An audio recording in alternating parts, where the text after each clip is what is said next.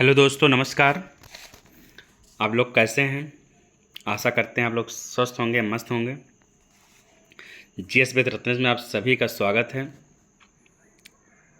एक विचार लो, उस विचार को अपना जीवन बना लो, उसके बारे में सोचो, उसके सपने देखो, उस विचार को जियो। अपने मस्तिष्क, मांसपेशियों, नसों, शरीर के हर हिस्सों को उस विचार में डूब जाने दो और बाकी सभी विचारों को किनारे रख दो। यही सफल होने का तरीका है।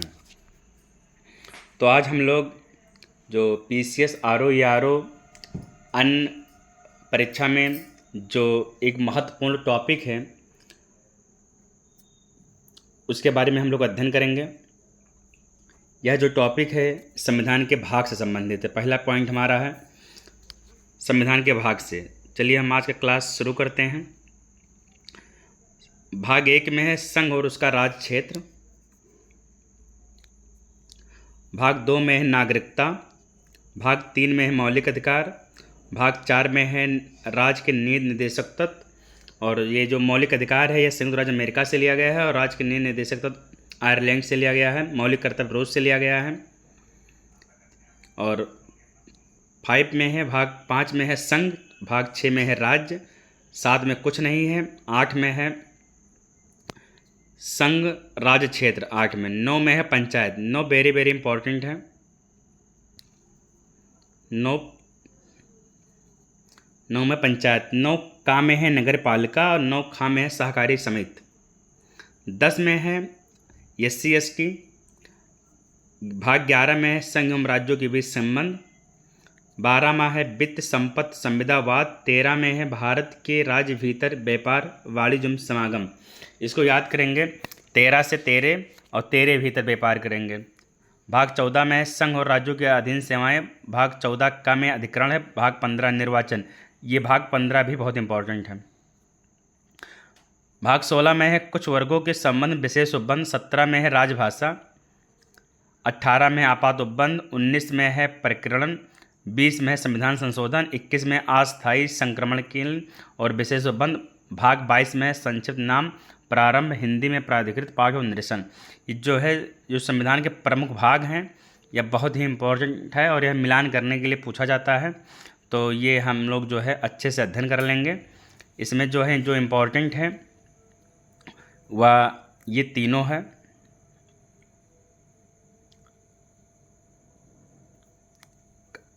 भाग 9 का में है नगर पालिका। 9 खा में सहकारी समिति और 10 में SC ST क्षेत्र।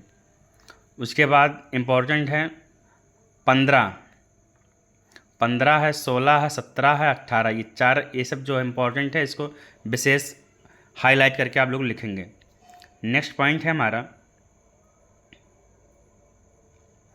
भाग 11 का जो अध्याय है ये अनुच्छेद 245 से 255 संघ और राज्यों के बीच विधायी संबंध के बारे में है, जबकि इस भाग का अध्याय अनुच्छेद 256 से 263 प्रशासनिक संबंधों के बारे में है। उसके बाद जो है सूची में आया था मिलान करने के लिए। सूची 1 है उपाधियों का अंत क्या है, तो ये मूल अधिकार में आता है। ग्राम पंचायतों का संगठन, राज्य के नीति निर्देशक तत्व, ग्राम पंचायत का संगठन, यह अनुच्छेद 40 में दिया हुआ है। 6 से 14 वर्ष के बच्चों के लिए शिक्षा के अवसर प्रदान करना, यह है मौलिक कर्तव्य। इंडिया अर्थात भारत राज्यों का संघ है, यह जो है अनुच्छेद 1 में दिया गया है और संघ और राज्य का क्षेत्र है। उसके बाद जो है ये अभी हम भाग पढ़ाए हैं और भाग से फिर क्वेश्चन भी आ गया है।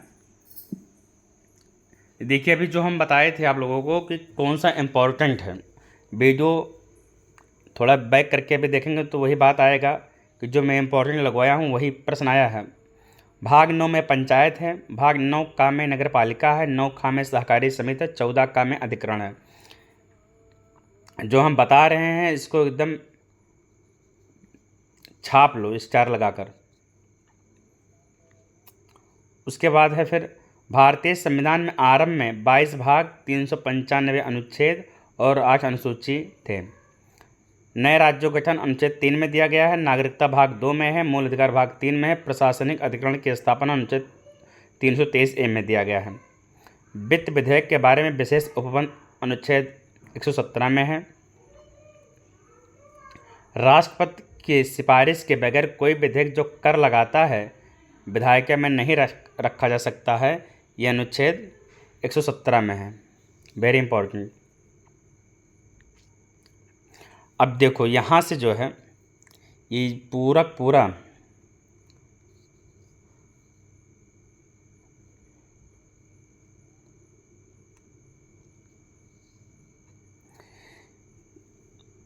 ये यहाँ से लेकर यहाँ तक घोर के एकदम पी लीजिए, रामबाण।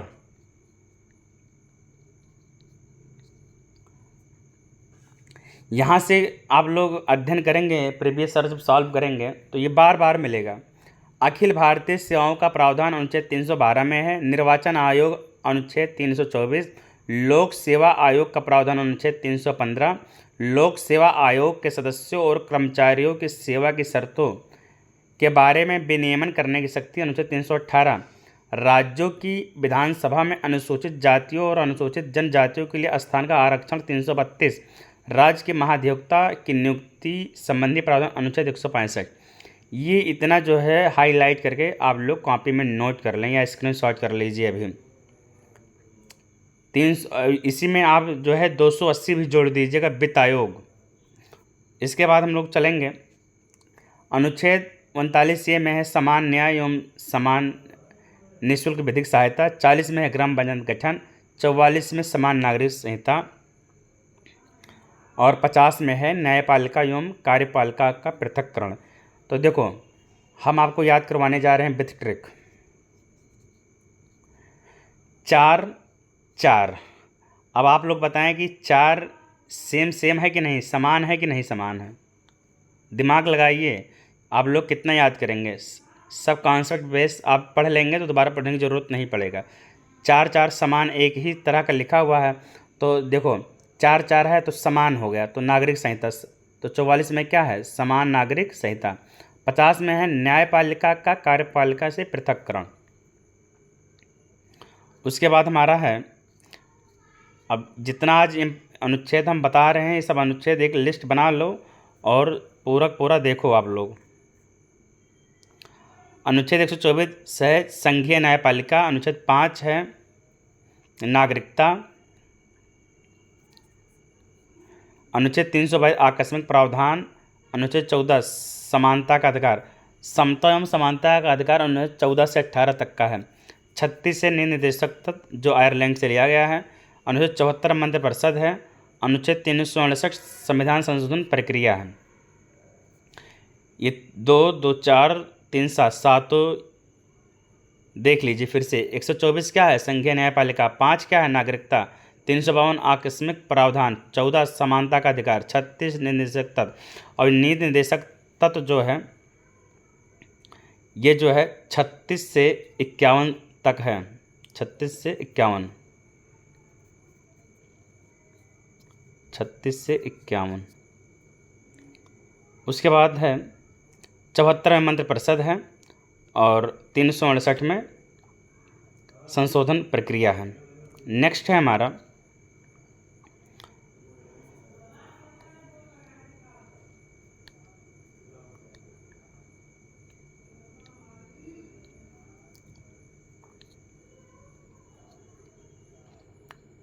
विधानतः नए राज्य को शामिल करना, अनुच्छेद 2 में दिया गया है। गिरफ्तारी और निरोध में संरक्षण, अनुच्छेद 22।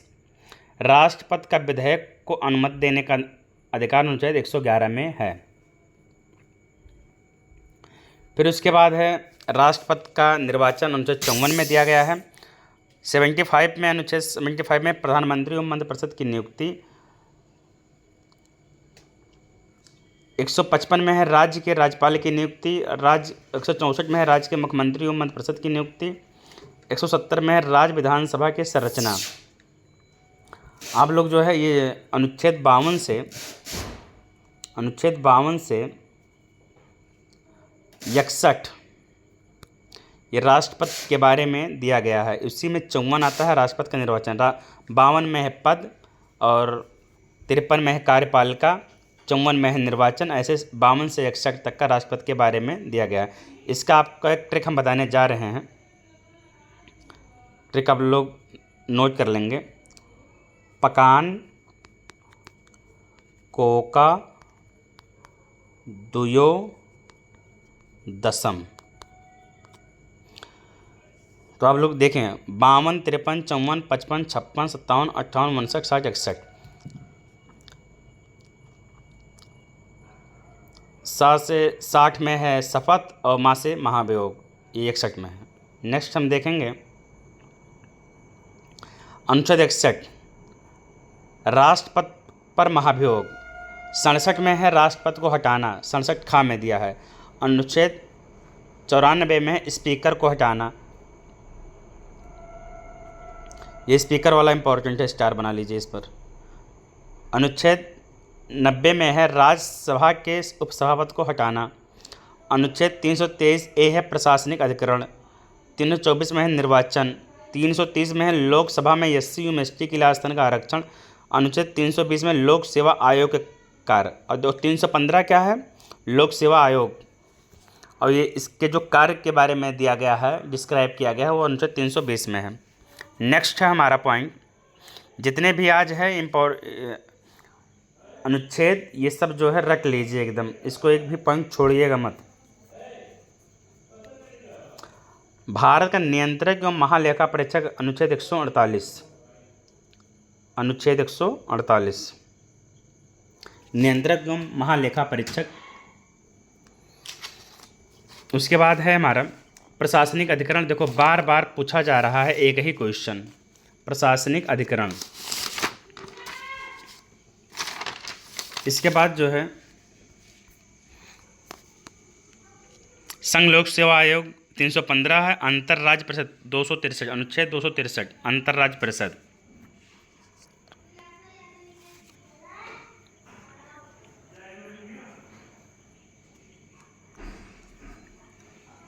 और नियंत्रक एवं महालेखा परीक्षक इस समय जो है संजय मूर्ति हैं।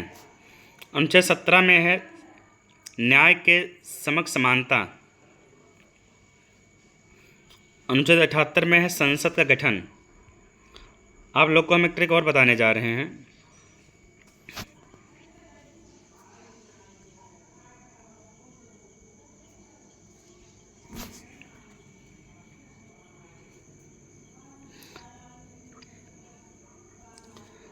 संसद को 3 भागों में बांटा गया है, राज्यसभा, लोकसभा और राष्ट्रपति। ठीक,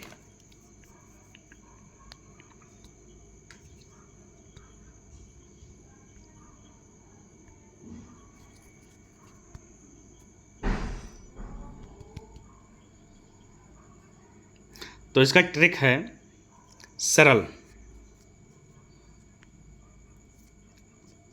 इसका ट्रिक है सा से संसद, रा से राज्यसभा, ला से लोकसभा।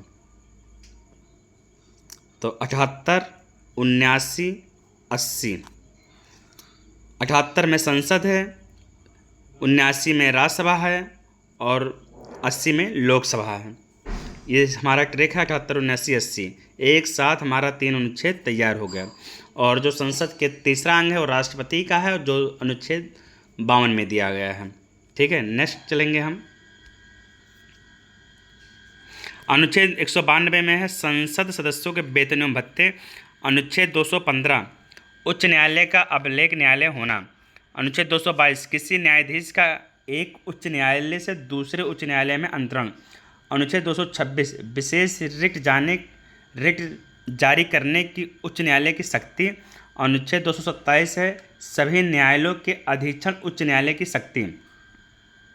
फिर हमारा है अनुच्छेद 239 संघ राज्य क्षेत्रों का प्रशासन। 240 है कुछ संघ राज्य क्षेत्रों के लिए विनियम बनाने की राष्ट्रपति को शक्ति। फिर है हमारा अनुच्छेद 241 संघ राज्य क्षेत्रों के लिए उच्च न्यायालय। 42 है 242 निरसित। 76 भारत का महान्यायवादी, वेरी इंपॉर्टेंट, भारत का महान्यायवादी, ये जो अनुच्छेद 76 में दिया हुआ है। और इस समय महान्यायवादी कौन है? आर वेंकट रमणी। अनुच्छेद 75(1) में है केंद्रीय मंत्रियों की नियुक्ति। अनुच्छेद 131 में है सर्वोच्च न्यायालय का मूल क्षेत्राधिकार। आप लोग विश्वास करें, जितना अनुच्छेद में बता रहा हूँ आर्टिकल, ये क्लास नोट कर लीजिएगा, और जब पेपर देकर आएंगे तो यही सब क्वेश्चन RO ARO में मिलेंगे आप सबको, 100% गारंटी है।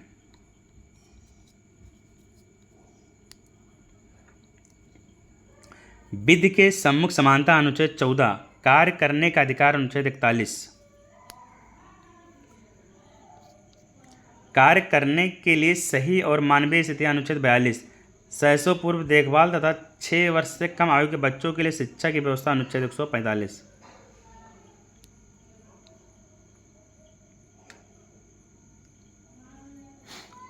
अब ये जो है अनुच्छेद दिया गया है और संबंधित राज्य दिया गया है कि किस अनुच्छेद में कौन सा राज्य है। तो अनुच्छेद वही रहेगा 371, और इसको 4 भागों में बांटा गया, का, ख, ग, घ। तो इसको ऐसे याद कर लें। इसका ट्रिक है, आपके पास है NA MA, NA MA। यन से हो जाएगा नागालैंड, ए से हो जाएगा असम, मा से मणिपुर, और ए से आंध्र प्रदेश। तो ऐसे आप लोग याद कर लेंगे, और वही रहेगा अनुच्छेद 371। तो यन से नागालैंड, ए से असम, और यम से मणिपुर, ए से आंध्र प्रदेश। तो यन ये यम ए, ऐसे आप याद कर लें।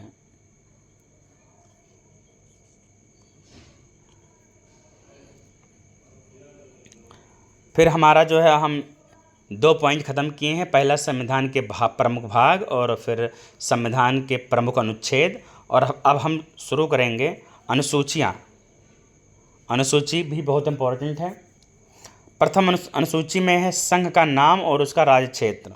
देखो, उसका ट्रिक और था, लेकिन वो फिर ऑप्शन गड़बड़ा जाता। अमन बन रहा था ट्रिक, लेकिन वो नहीं, वो सीरियल से है, वो सही है। अनुसूची, प्रथम अनुसूची में है संघ का नाम और उसका राज्य क्षेत्र। दूसरी अनुसूची में है राष्ट्रपति, राज्यपाल, लोकसभा के अध्यक्ष तथा उपाध्यक्ष, राज्यसभा के सभापति, उपसभापति, विधानसभा के अध्यक्ष तथा उपाध्यक्ष, विधान परिषद के सभापति एवं उपसभापति, उच्चतम तथा उच्च न्यायालय के न्यायाधीश, भारत के नियंत्रक महालेखा परीक्षक के संबंध में उपबंध है। तीसरी अनुसूची में शपथ या प्रतिज्ञान है। इसका जो है वेतन के बारे में दूसरी अनुसूची में दिया गया है। तीसरा है शपथ। चौथी अनुसूची है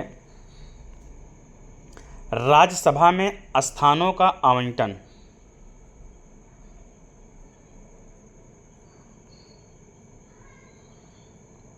राज्यसभा में स्थानों का आवंटन। पांचवी अनुसूची में है अनुसूचित क्षेत्रों और अनुसूचित जनजातियों के प्रशासन के नियंत्रण के बारे में उपबंध। छठवीं अनुसूची है असम, मेघालय, त्रिपुरा और मिजोरम। इसका ट्रिक है ATM। ए से असम,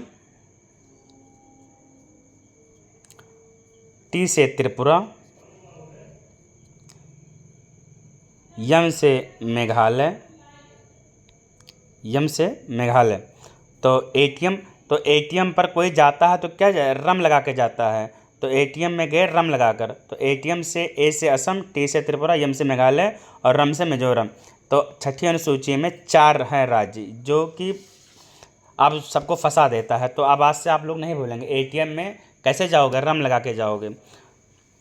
तो राज्यों में ST के जो प्रशासन के बारे में उपबंध गया। 7वीं अनुसूची में है संघ, राज्य और समवर्ती सूची के बारे में दिया गया है। 8वीं अनुसूची मान्यता प्राप्त, 8वीं अनुसूची में है मान्यता प्राप्त भाषाओं की सूची, अर्थात इसमें 8वीं अनुसूची में 22 भाषाओं का उल्लेख किया गया भैया, 22 भाषा का उल्लेख किया गया है।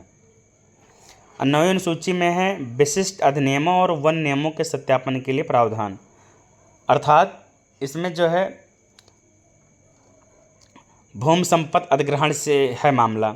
10वीं अनुसूची में दल बदल। अब आप लोग ऐसे याद करेंगे 10 से 10 और 10 से दल बदल। 11वीं अनुसूची में है पंचायत के अधिकार, प्राधिकार और दायित्व। 12वीं सूची नगर पालिका।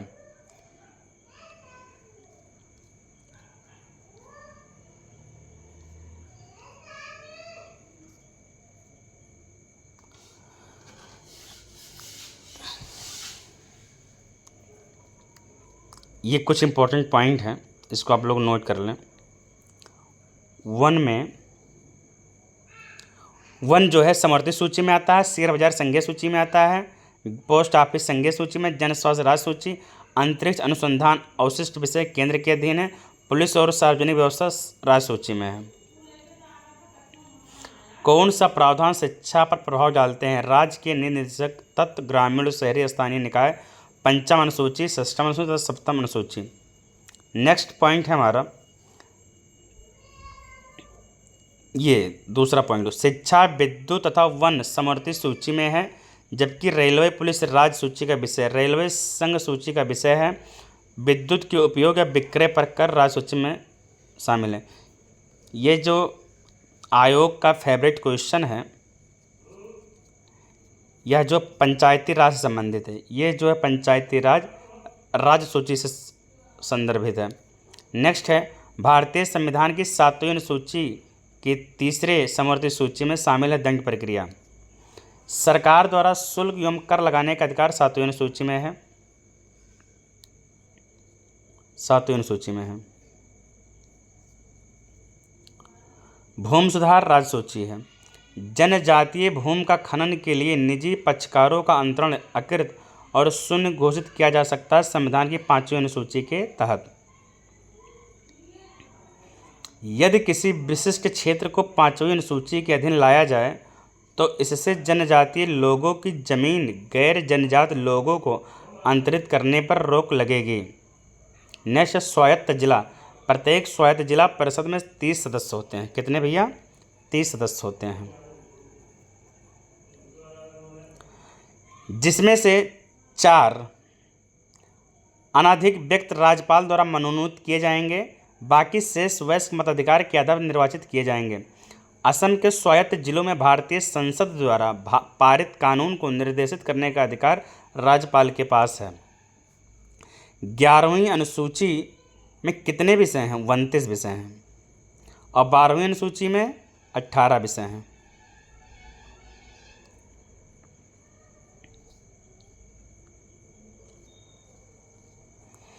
अब हम लोग उद्देश्य का पढ़ेंगे।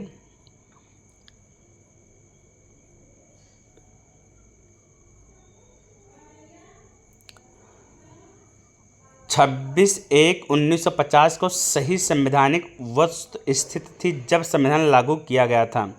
संपूर्ण प्रभुत्व संपन्न लोकतंत्रात्मक गणराज्य, समाजवादी, पंथ निरपेक्ष और अखंडता शब्द 42वां संविधान 1976 द्वारा जोड़ा गया था। आज हम 2 ट्रिक बताने जा रहे हैं संविधान संशोधन से, जिसका सन आपको अब आज के बाद याद करने का ज़रूरत नहीं पड़ेगा।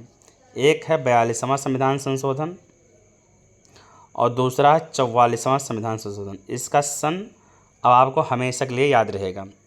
अब आप हमें बताओ कि इतना तो आपके पास दिमाग है कि 1900 में ही सब होगा मामला। अब बताओ 4 और 2 जोड़ोगे कितना होगा? 6। चलो हम बता रहे हैं इसे। 4 और हम बता रहे थे 42वां संविधान संशोधन और 44वां, तो 1900 में ही होगा, ये तो कन्फर्म है। तो 4 और 2 6, 4 4 8, तो 1976 और 1978। ये अब आज के बाद आज का कन्फ्यूजन समाप्त हो गया हमेशा के लिए।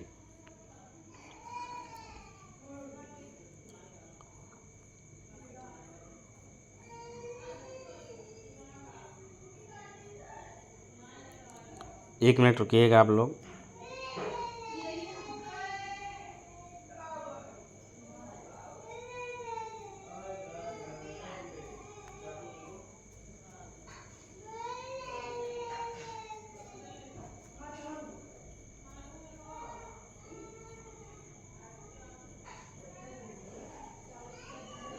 उद्देश्य का फिर है संविधान में कितने प्रकार के न्याय, स्वतंत्रता, समानता, भ्रातृत्व का उल्लेख है? तो आप लोग जो है ऐसे याद कर लीजिए, जैसे हम बता रहे हैं 35-21 3 प्रकार का न्याय है, 5 प्रकार का स्वतंत्रता है, 2 प्रकार का समानता है और 1 प्रकार का भ्रातृत्व है। पेपर में ये मिलान करने के लिए आ जाता है और अच्छे कन्फ्यूज हो जाते हैं। इसके लिए आपको 35-21 याद कर लेना है हमेशा के लिए। आप पूरा ऑप्शन का ऑप्शन ही याद कर लो। फिर है प्रस्तावना के सिलसिले में क्रम संपूर्ण प्रभुत्व संपन्न, समाजवादी, पंथ निरपेक्ष, लोकतंत्रात्मक, गणराज्य। ये क्वेश्चन बहुत बार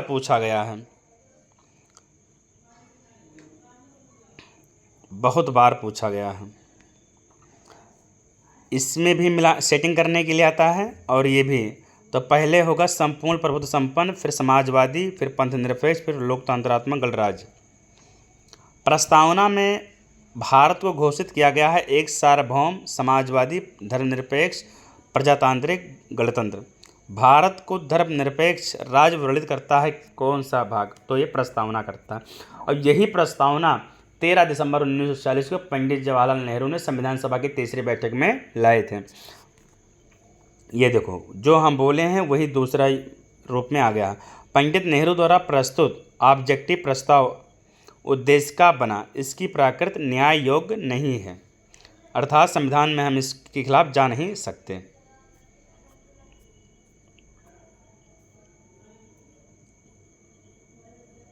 इसका संशोधन किया जा सकता है, संविधान के विशिष्ट प्रावधानों को रद्द नहीं कर सकते। प्रस्तावना का विधिक स्वरूप है, यह लागू नहीं किया जा सकता है। संविधान की उद्देशिका में संशोधन किया गया था 42वें संविधान संशोधन 1976 द्वारा। भारत में लौकिक सार्वभौमिकता है क्योंकि संविधान की प्रस्तावना आरंभ होती है हम भारत के लोग शब्दों से। सभी व्यक्ति पूर्णतः और समान रूप से मानव है, यह सिद्धांत जाना जाता है सार्वभौमिकता से। भारत के संदर्भ में धर्मनिरपेक्ष शब्द का भाव भारत में राज्य का कोई धर्म नहीं है, तदनुसार सभी धर्मों को राज्य द्वारा समान प्रश्रय अपेक्षित है। निम्न में कौन सा शब्द उद्देशिका में नहीं, लोक कल्याण नहीं है? प्रस्तावना में क्या उल्लिखित नहीं है? धार्मिक न्याय। कौन सा भाग संविधान की आत्मा कहलाता है? वाह, very good question, very important.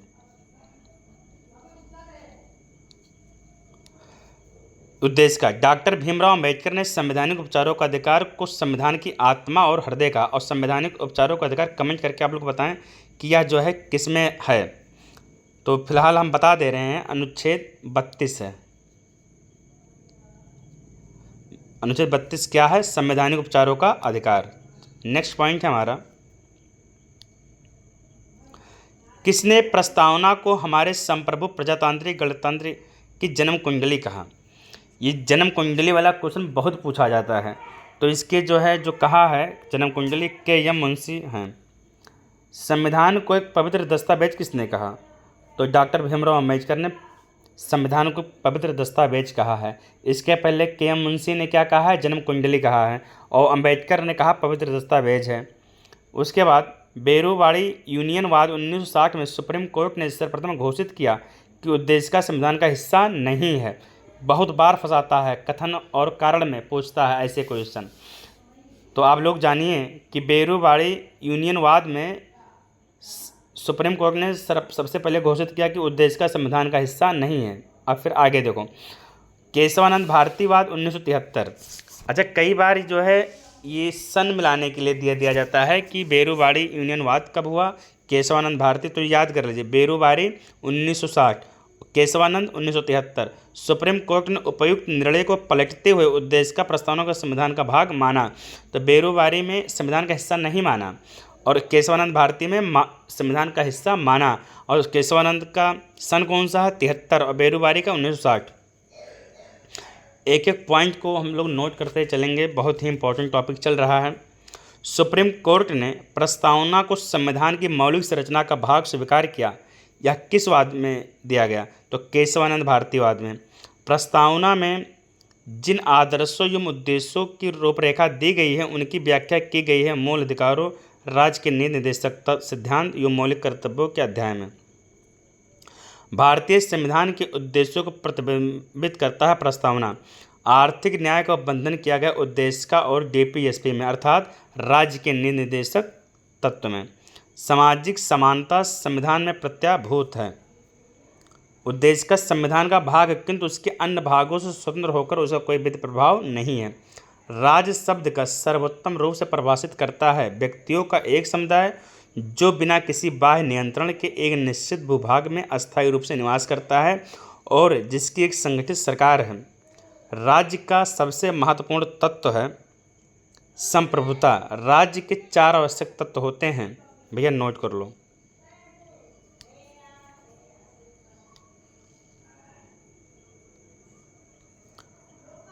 पहला है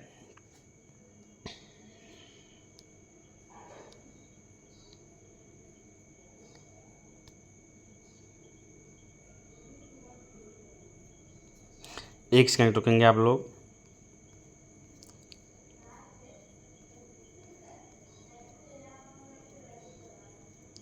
हम लोग काफ़ी आगे हो गए हैं।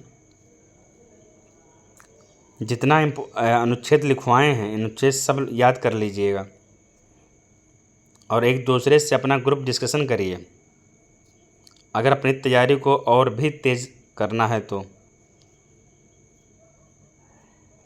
क्योंकि एक अच्छा लाइब्रेरी वही है जिसमें 4-5 लोगों का एक ग्रुप होता है, वो उनसे पूछें। राज्य का महत्वपूर्ण स्रोत है जनसंख्या, भूभाग, सरकार और संप्रभुता। संप्रभुता राज्य के इन तत्वों में सबसे महत्वपूर्ण है। भारत राष्ट्रमंडल का सदस्य है, इसके कारण भारत की संप्रभुता कम नहीं होती है। भारतीय संविधान में किस प्रकार की शासन प्रणाली की व्यवस्था है? संसदात्मक शासन व्यवस्था कार्यपालिका विधायिका द्वारा नियंत्रित होती है। संसदीय व्यवस्था वाली सरकार वह होती है जिसमें सरकार संसद के प्रति उत्तरदायी होती है और उसके द्वारा हटाई जा सकती है। अनुच्छेद 75(3) के अनुसार मंत्रिपरिषद लोकसभा के प्रति सामूहिक रूप से उत्तरदायी होती है। सर्वप्रथम संसदात्मक सरकार शुरू की गई थी ग्रेट ब्रिटेन यूके में। भारतीय संस्कृति प्रणाली ब्रिटिश संसदीय प्रणाली से इस बात से भिन्न है कि भारत में न्यायिक पुनरावलोकन की प्रणाली है। हमें ब्रिटिश मॉडल पर आधारित संसदीय लोकतंत्र को अपनाया क्योंकि हमारा मॉडल उसे मॉडल से इस प्रकार से भिन्न है। जहाँ तक कि विधि निर्माण का संबंध है ब्रिटिश संसद सर्वोपर है अथवा संप्रभुत्व, किंतु भारत में संसद की विधि निर्माण की सख्त पर सीमित है। भारत में संसद के किसी अधिनियम में संशोधन की संवैधानिकता से संबंधित मामले उच्चतम न्यायालय द्वारा संवैधानिक पीठ को भेजे जाते हैं। भारतीय संविधान की विशेषता क्या नहीं है? तो यह अध्यात्मक सरकार की विशेषता नहीं है। भारत में राष्ट्रपति पद्धति की सरकार नहीं बल्कि संसदीय पद्धति सरकार है। भारत में संसदीय प्रणाली की सरकार है क्योंकि मंत्रिपरिषद लोकसभा के प्रति उत्तरदायी है और यह जो है 75(3) में दिया गया है। संसद स्वरूप के शासन का प्रमुख लाभ है कार्यपालिका विधानमंडल के प्रति उत्तरदायी बनी रहती है। भारत के संदर्भ में संसदीय शासन प्रणाली में कौन सा सिद्धांत संस्थागत रूप में निहित है? तो मंत्रिमंडल के सदस्य संसद के सदस्य होते हैं। जब तक मंत्रियों को संसद का विश्वास प्राप्त रहता है तब तक ही वे अपने पद पर बने रहते हैं। भारत में राष्ट्र का अध्यक्ष राष्ट्रपति होता है जबकि मंत्रिपरिषद की अध्यक्षता प्रधानमंत्री करता है। नेक्स्ट पॉइंट है मंत्रिमंडल स्वरूप की सरकार की अंतर्निहित सिद्धांत को अभिव्यक्त करता है। सरकार के जनता के प्रति सामूहिक उत्तरदायित्व को सुनिश्चित करने के लिए संसदीय लोकतंत्र एक क्रियाविधि है। राष्ट्रपति पद्धति में समस्त कार्यपालिका की शक्ति निहित होती हैं राष्ट्रपति में। भारत में राजनीतिक व्यवस्था के मूलभूत लक्षण हैं। यह एक लोकतांत्रिक गणतंत्र है। इसमें संसदात्मक रूप की सरकार है। सर्वोच्च सत्ता भारत की जनता में निहित है। यह एक एकीकृत शक्ति का प्रावधान नहीं करती बल्कि सत्ता को केंद्र एवं राज्यों को विभाजित किया गया है। नेक्स्ट पॉइंट है केंद्र तथा राज्य सरकारों को प्राधिकार प्राप्त होता है किससे? संविधान से। अमेरिका के संविधान में संघीय प्रणाली को स्पष्ट उल्लेख है। सुशासन की विशेषता क्या नहीं है? तो लाल फीताशाही। कल्याणकारी राज्य का उद्देश्य कमजोर वर्गों के कल्याण का प्रबंध करना है। राज्य हर जगह है यह अंतराल शायद ही कोई छोड़ता है। यह वक्तव्य किस धारणा की व्याख्या करता है? कल्याणकारी राज्य की। और कल्याणकारी राज्य जो है या वही उसमें DPSP में दिया गया है। भारतीय संविधान का दर्शन कौन सा नहीं है? साम्यवादी राज्य। भारत में राजनीतिक क्षेत्र के प्रमुख स्रोत क्या है? जनता है। अध्यात्मक शासन प्रणाली का आधारभूत तत्व क्या है? एकल कार्यपालिका। अध्यात्मक शासन प्रणाली की विशेषताएं हैं। कार्यकारिणी का प्रमुख राष्ट्रपति होता है। राष्ट्रपति अपने मंत्रिमंडल का चयन करता है। राष्ट्रपति व्यवस्थापिका संसद को भंग नहीं कर सकता है। ये क्वेश्चन इंपॉर्टेंट है, ये अंडरलाइन। ये राष्ट्रपति व्यवस्थापक संसद को भंग नहीं कर सकता है, यह वेरी इंपॉर्टेंट। अध्यात्मक शासन का उदय सर्वप्रथम कहाँ हुआ था? USA में हुआ था। भारत में प्रजातंत्र इस तथ्य पर आधारित है कि जनता को सरकार को चुनने तथा बदलने का अधिकार प्राप्त है। लोकतंत्र का उत्कृष्ट गुण यह है कि वह क्रियाशील बनाता है साधारण पुरुषों और महिलाओं की बुद्धि और चरित्र को। भारत एक गणतंत्र है। इसका अर्थ है कि भारत में वंशानुगत शासन नहीं है। अपने यहाँ ये ऐसा नहीं कि एक कोई प्रधानमंत्री है तो उनका लड़का प्रधानमंत्री होगा, फिर उनका, ऐसा नहीं है। जनता जिसे चाहेगी उसे सत्ता सौंपेगी। अर्थात यहाँ पर लोकतंत्र अर्थात लोगों का शासन, राजतंत्र नहीं है। यहाँ पर भारत एक गणतंत्र है जिसमें अंतर्निहित राज्य का अध्यक्ष निर्वाचित होता है। भारत का संविधान परसंघीय है क्योंकि केंद्र और राज्यों के बीच शक्तियों का वितरण किया गया है। भारतीय संविधान है अंशतः कठोर अंशतः लचीला। ये घोर के पी लो अभी इसी वक्त। भारत का संविधान कैसा है? तो न कठोर है न लचीला, अंशतः कठोर है अंशतः लचीला है। भारतीय संविधान का एक संघीय प्रणाली का प्रावधान करता है क्योंकि केंद्र एवं राज्यों के मध्य शक्तियों को स्पष्ट विभाजन है। यद्यपि यह पूर्ण संघ नहीं है क्योंकि इसके कई प्रावधान एक शक्तिशाली केंद्र की संरचना करते हैं। भारतीय संविधान के संघीय लक्षण क्या हैं?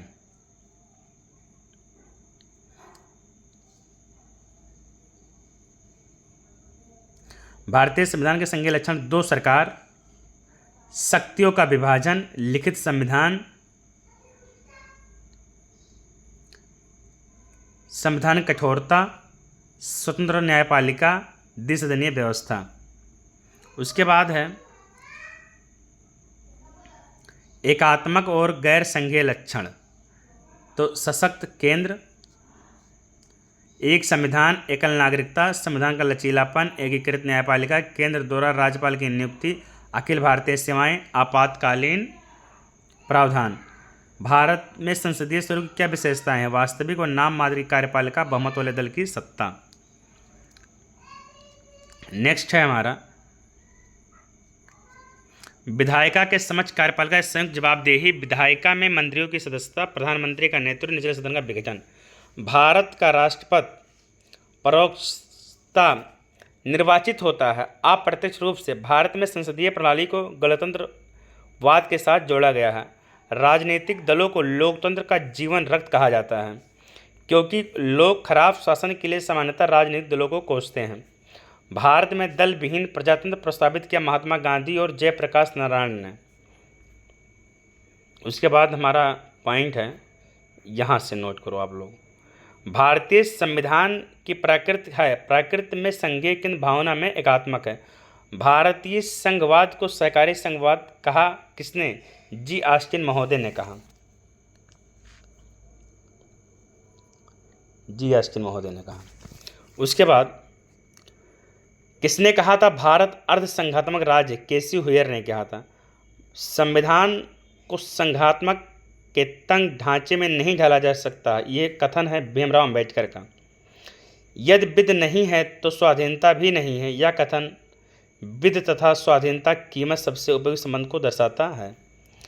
फिर आज के श्रृंखला में हमारा लास्ट पॉइंट है विध के शासन के प्रमुख लक्षण। तो इसका पॉइंट है हमारा शक्तियों का परिसीमन, विधि के समक्ष समता, स्वतंत्रता का नागरिक अधिकार। चलिए आज की क्लास को हम लोग यहीं पर विराम देंगे और आप लोग कमेंट करके बताएं कि क्लास कैसा लगा। और जो भी ट्रिक हम बताए हैं, जैसे हमारा ट्रिक है सरल 78, 79, 80, तो इसको आप नोट कर लेंगे। ऐसे ही आप लोग जो है ट्रिक को पाने के लिए और अच्छा मटेरियल आरओ के लिए अच्छा रिस्पांस करने के लिए चैनल को सब्सक्राइब करें। जय हिंद, जय भारत।